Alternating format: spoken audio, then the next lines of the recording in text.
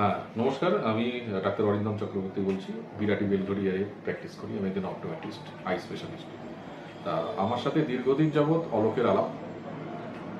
বিভিন্ন পলিসি, আমার সমস্ত কিছু ওই দেখাশুনো করে।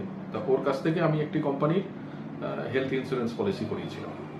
বেশ কিছু বছর বাদে ও হঠাৎ আমাকে বলে যে, ডাক্তারবাবু, এটা আপনি একটু চেঞ্জ করে নিলে ভালো হয়, একটা অন্য কোম্পানিতে পোর্ট করুন, ওটার একটু কিছু ঝামেলা হচ্ছে।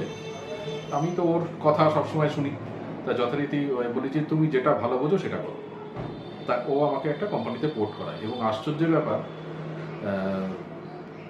ওই পোর্ট করার 4 মাস, 4.5 মাস বাদেই আমার মিসেস একটু অসুস্থ হয় এবং একটা এমার্জেন্সি অপারেশনের দরকার হয়ে পড়ে।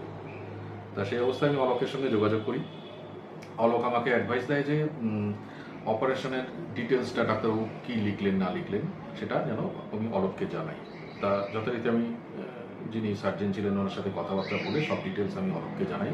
অলোকের কথা মতো পুরো ব্যাপারটা প্রসেসিং করি, যা যা ডকুমেন্টস আছে সেগুলো জমা দিয়ে তা অপারেশনটা খুব স্মুথলি, খুব ভালোভাবে, মানে এত ভালোভাবে হয়েছে যে বিশ্বাস করবেন না আপনারা যে আমার অনেক বন্ধুরা বা রিলেটিভরা অনেক মেডিক্লেম করেন, সেখানে বিভিন্ন রকম হ্যারাসমেন্টের তারা শিকার হয়েছেন, কিন্তু আমার এটা এত স্মুথলি হয়। ইভেন আমার পাশে অলোক ছাড়া হিসেব মতো কোনো আত্মীয় স্বজনও ছিল না এই ব্যাপারে।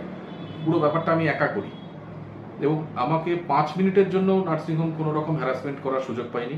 ওর কথা মতো এগিয়েছি এবং বিশ্বাস করবেন না, ক্লেমের জন্য আমার মাত্র একটা সেটেলমেন্ট চার্জ, হয়তো এটা নার্সিংহোমের তরফ থেকেই একটা মাত্র 1150 টাকা আমাকে দিতে হয়, আর কিচ্ছু না। মানে অলমোস্ট নয়, 100%ই বলবো আমি পেয়ে গেছি।